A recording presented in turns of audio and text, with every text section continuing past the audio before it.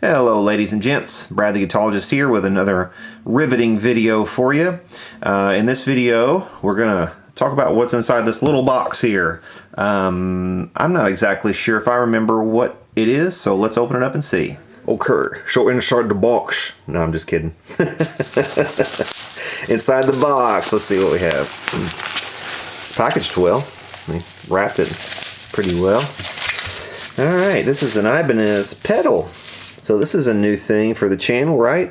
I haven't had anybody send me a pedal for repair yet. This is a PT-9 Phaser, apparently, which is not working. Viewer to the channel asked if I could take a look at it, and I said, well, no guarantees I can fix it, but I will take a look. So here she is, and we'll take a look. And referring back to my notes on this thing, the guy did say that he believes the old electrolytic caps may have gone bad. It works fine for one moment, then screeches, and the guitar signal is blocked while it's screeching. He lets it rest, powered down for a few minutes, and then it will work for a bit. So yeah, that does actually point to perhaps a capacitor problem, because the capacitors, if they're not if they're not behaving properly, if they're not properly filtering, or if they're not holding charge correctly, or they're real leaky, that might cause that sort of problem. So let's probably test some of these capacitors, and I'm going to focus on that one, right? Those two right there. There's actually two together if we look in there. But let's pull the board out and turn it over.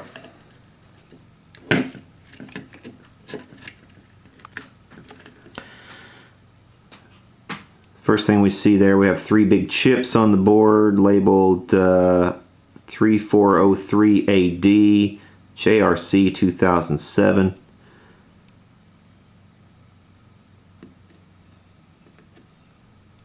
And there are the two electrolytic capacitors that are suspect. They're 47 microfarad at 10 volts. There's another one over here. What's that one? 47 microfarad at 6.3 volts. Or is that 6.3 microfarad? No, it's 47. Let's see, what is this? Couple up here. There's 100 microfarad.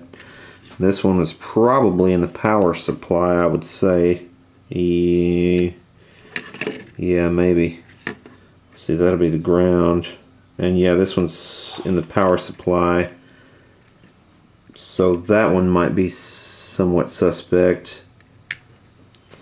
Couple more tiny ones over here. Those are real low voltage though. I doubt those are anything. The bigger ones would be the more suspect ones to me. Those two right there, and these, that one mainly, but these two also up here. Now again, I haven't even looked at a schematic yet for this. I'm just inspecting it visually here. So if you trolls want to berate me for, oh man, you don't know what you're doing because you're not looking at a schematic even, or something like that, then have at it. This is your opportunity. Feel free, buddy. Got some transistors over here. Let's see what those are. He did say this thing was mid-80s, and it's made by Maxon. You can see right here.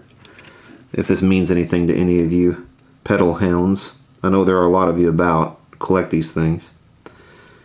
So that might mean something to you. I don't know. Those chips might also mean something. I don't know the cutoff dates for any of the, when they use this chip, you know, it turned bad or any of that kind of stuff. I'm not really up and up on all that. As far as pedals go, I'm more of an amp guy. But you can see what I kind of mean there. Look, see how blackened that is? And that's what I mean when I say crud. I had a video recently where I was kind of snapped that because, oh man, that's not crud, that's flux. Well, I know it's flux, but it's also really cruddy looking and it's black. And sometimes when that happens, it means something is, something has overheated, drawn more current through that point. And sometimes it means if the current has gone up or spiked or something at that point, that might have caused the flux in the solder to kind of boil out like that. Sometimes that does happen. So that's why I pointed out. At any rate, let's replace a couple of capacitors, I think, and see what see where that gets us. But actually, I'm jumping the gun a little bit. But first, let's plug it in and see what it's doing. All right, I don't always have the best of luck reproducing problems on camera, but let's give it a shot. Let's plug it in. Got it hooked up to my little KBA 15, and right off the bat,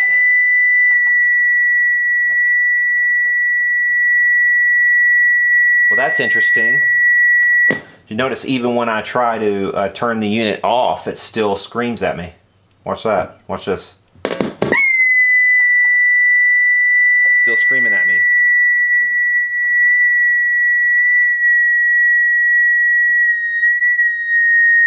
The width control is actually changing the pitch. Oh, let's turn that down.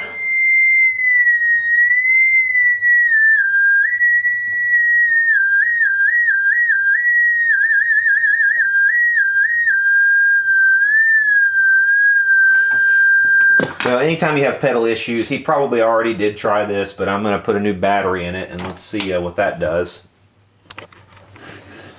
Alright, while putting the new battery in here, one thing I noticed is that that the positive terminal right here is really loose, like loose to the point of barely getting a connection. So let's crimp that together just a little bit. So it'll get a better connection. We will eliminate that variable. If I can get it on there. Alright.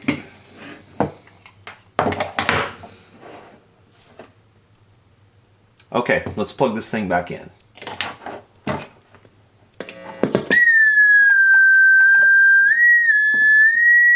Nope, same thing, so it's not a battery issue. The switch,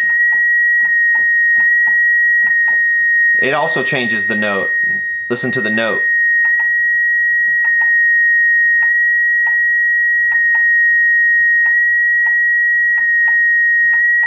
Changes the pitch of the note a little bit. So, interesting problem. Okay, this may be very difficult to see, and I apologize for that in advance, but this thing has several of these little transistors in it. See this little guy right here? I count 1, 2, 3, 4, 5, 6, 7, with 4 bigger ones over here and 3 smaller ones over here. Actually, there's a 4th one down here I missed. It appears that that 3 of the 4 are C2458s. So that one and these next 2 are all C2458. Now this one up here, this is something different. This is a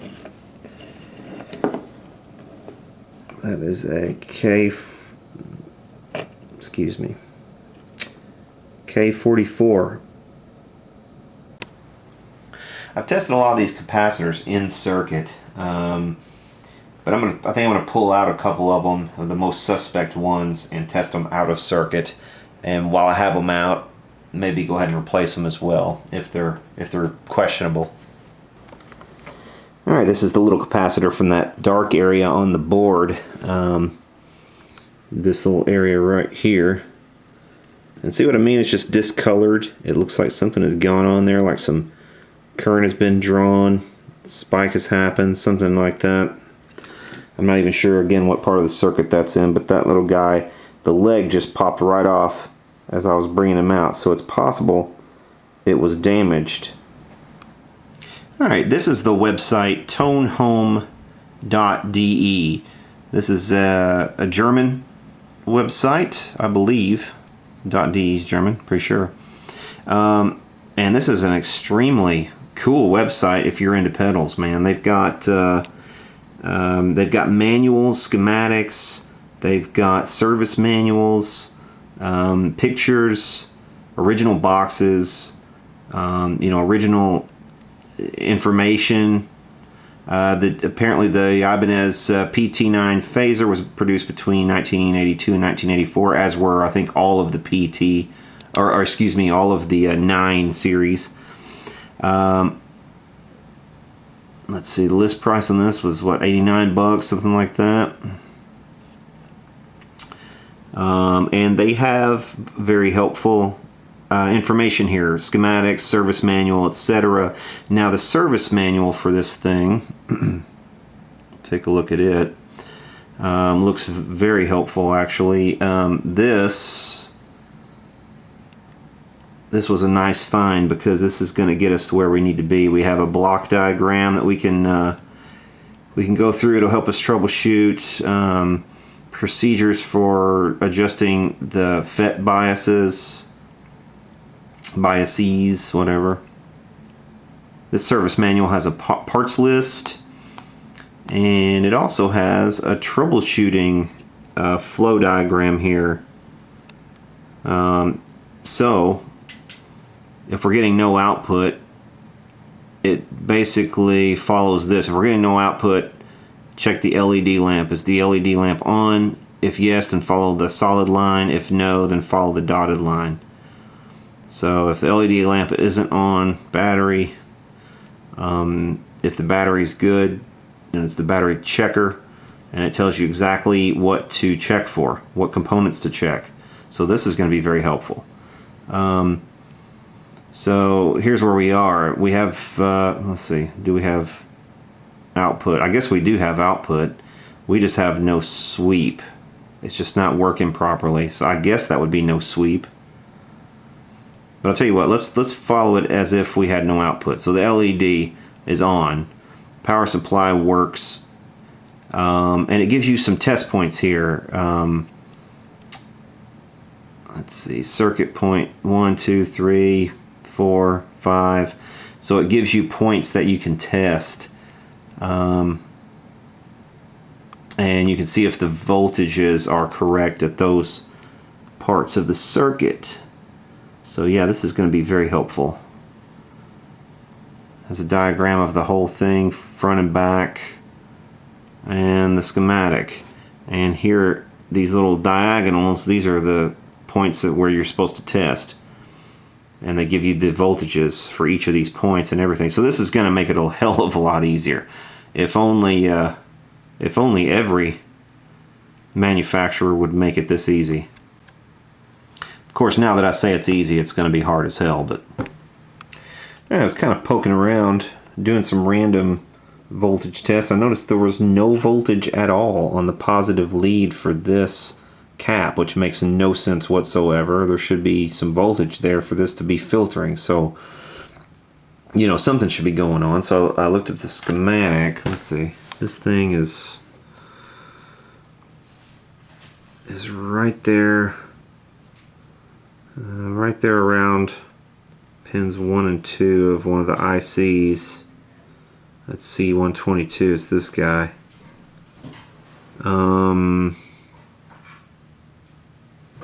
Actually, it's ×2, so it's both of those. There's 2 of them there. It's kind of hard to see their notation, but I guess that's 2 of them in series. Which I don't think that is that right? Let's see. No, that's not right, because it can't be in series. What the hell's going on with that? Let's see. Sorry for the lighting.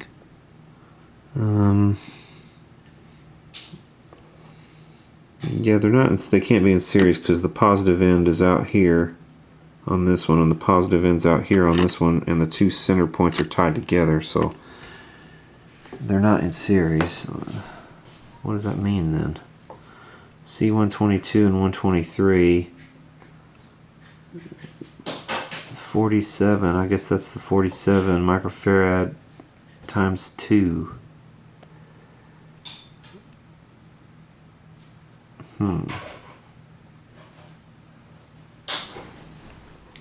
At any rate, this seems to be bad, because look here, I have it set on ohms, and it's actually turned into a resistor, so it's leaky, really leaky. Even at low voltage that this outputs, it's leaky, so this needs to go for sure.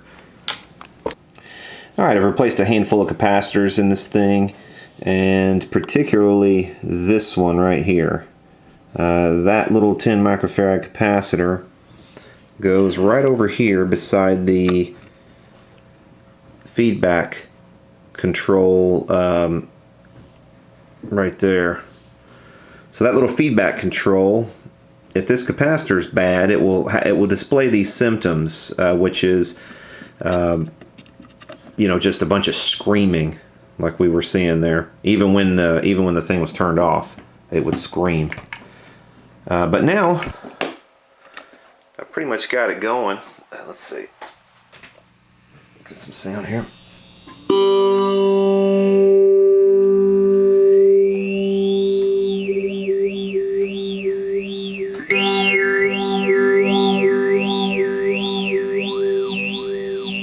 That's the depth. And to adjust these pots right here, they suggest in the service manual that you hook it up to your scope and adjust for certain patterns, but you could do that auditorily as well. You can just basically adjust this one so that it no longer screams at you at the top of the feedback setting. So when you put the feedback setting all the way up, like right here, you want to set it so that it stops screaming, because if you set it too high, if you set this control too far one way, it will start screaming at you. So you want to set that so it stops doing that even at the top of the range. This other setting over here, that other adjustment is your FET bias. That adjusts the bias of that little FET transistor that's in here. And without that properly set, there will be no oscillation at all. And there's only really one spot where it will begin to oscillate. So you could follow this procedure, hook this up to your scope, and you can look for these patterns on your scope, or you can just do it again by ear. You can follow half of these instructions, set your speed and width controls on fully. Set your feedback control fully, counterclockwise. You can follow most of these, and then you adjust VR101, which is your, let's see, I forget which is which. 101 and 102 are your, okay, 102 is your feedback, 101 is your FET bias. So that will, 101 is the one on this side. This is your FET bias. This is your feedback, and those can be adjusted if you're not getting any oscillation at all. If you have one of these pedals and it's not going like that up and down, that could be your problem. You need to adjust this bias, or obviously it could be other components as well, like the FET, or it could be, as in this case, it could be some capacitors, something like that. If your pedal is screaming at you like this one was, and squealing and just going wee really loudly, it could be that this feedback control is set wrong, or that you've got some drifting components like capacitors. This capacitor right next to this control in particular seemed to solve the problem. So yeah, there's the pedal fixed. Now let's give it a listen. Yeah, as I've suspected, these traces down here on this part of the board where we had those two larger capacitors, those traces were very weak. They had been hot before and were very thin. There was no coating on them at all. And as soon as I started trying to do anything on them, they were just coming apart. So what I've done, it's going to be hard to see, I'm very sorry for the lighting. What I've done is run some wires to kind of rebuild the traces. You can see a little wire right there running from there to there, and then there to there. And then this trace was rebuilt with this wire here. So that's what all this mess is. It's basically trying to rebuild the traces that disintegrated as I was trying to work on them. And these don't see, and that's the one thing I would say is the downfall of this particular job and this pedal. Maybe this series of pedals. I'm sure they're all similar. is that the boards are just have very weak traces. I mean, really weak, very fragile. The pads on them are really thinly done, and any pressure at all with components, and they're pretty much going to come loose. You got to be very careful. You got to wick out all of the solder that you could possibly wick out first, and then hope to God that the thing doesn't fall apart on you. But anyway, just a word of caution: if you work on one of these, be very, very careful. Get some good solder wick, and just be very, very gentle. And if they've already been messed with before, it's possible that you're going to mess them up anyway, regardless of your best efforts.